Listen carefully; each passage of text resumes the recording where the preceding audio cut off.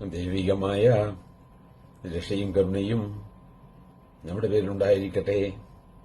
വിശുദ്ധ ഖുർആൻ അധ്യായം 2 സൂറത്തുൽ ബഖറ വചനം 14.